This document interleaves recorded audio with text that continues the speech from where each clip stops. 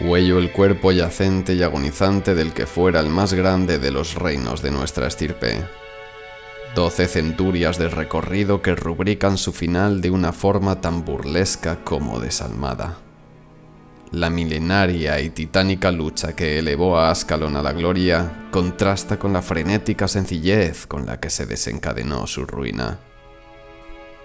Todavía no acierto a discernir qué llegó primero, si el fiero, fatídico y descomunal rugido de Badla, arrancado de la bestia cuando mi acero abrió brecha en su carne, o el sordo, seco y sobrecogedor chasquido que retumbó desde más allá del muro. Quizá ambos sean inseparables. ¿Acaso nuestro destino sea recordar ese alarido como una última y cruel mofa que anunciaba el porvenir inmediato? El repentino y estremecedor oscurecimiento de un cielo bullente del que, de súbito, se desprendieron los infames cristales ígneos que devastaron nuestro hogar. Una magia poderosa, antigua y secreta que cambió el curso de la historia. Tamaña destrucción, apreciable en cualesquiera rincones del desolado páramo sobre el que antes se erigiera una tierra viva, fresca y frondosa, pudiera señalar que la agonía ya es muerte y que el cuerpo ya es cadáver. Allá donde uno posa su mirada, el paisaje devuelve la visión de un territorio necrótico por quemado, en el que los vapores humeantes de llamas aún por extinguir se entremezclan con los que emanan de los alquitranados lagos que antes acopiaran aguas azules y cristalinas. Ese aire saturado de polvo y ceniza que transporta los aromas de madera y carne pasadas por el fuego es el mismo que respiramos todos y que nos nutre en el combate. Una contienda espoleada por la ceguera del rey. Cuando los ojos de Adalbern recorren el reino, no ven lo que hay, sino lo que hubo. Anclado en el pasado y con el peso del legado del lejano rey Doric sobre sus hombros, el padre del príncipe es un hombre de empeños. Loables unos, otros despiadados. Entre los primeros encontramos su determinación a repeler a los Char y garantizar la supervivencia de Ascalon. Qué dulce habría sido presenciar el momento en el que esas criaturas inmundas hubieron de aceptar que ni la magia impía de sus falsos ídolos, ni su violenta ferocidad, ni sus impresionantes números fueron suficientes para doblegarnos. Qué placentero resultaría mirarles con orgullo y espetarles que la cobarde y deshonorable táctica que habían estado cocinando en su indigno caldero les ha salido amarga.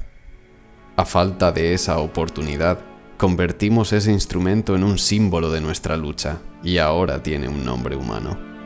El caldero de la devastación, ironizábamos desde la satisfacción de nuestra exitosa resistencia inicial.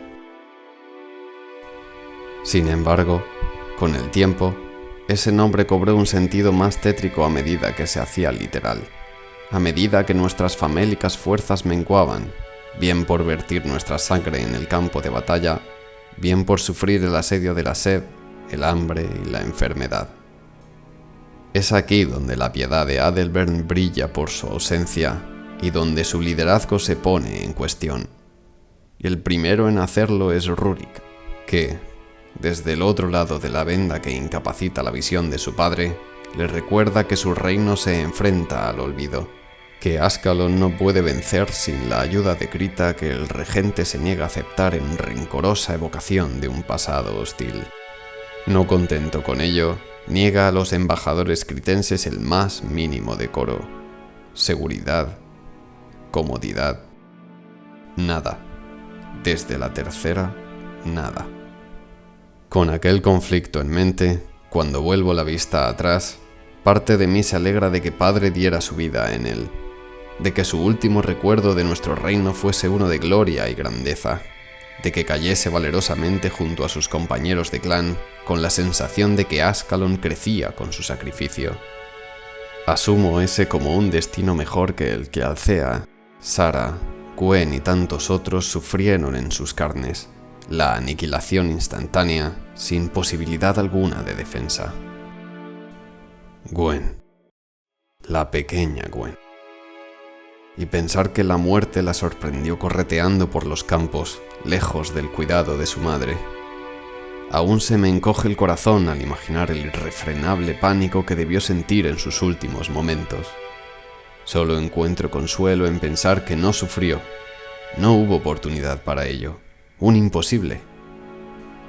Y, sin embargo, la rabia me embriaga y hierve mi sangre cada vez que, en mi mente, la memoria de su figura deja ecos de las melodías que la niña tocara con aquella flauta. Ese fuego alimenta el ímpetu con el que empuño las armas con mis malnutridos brazos.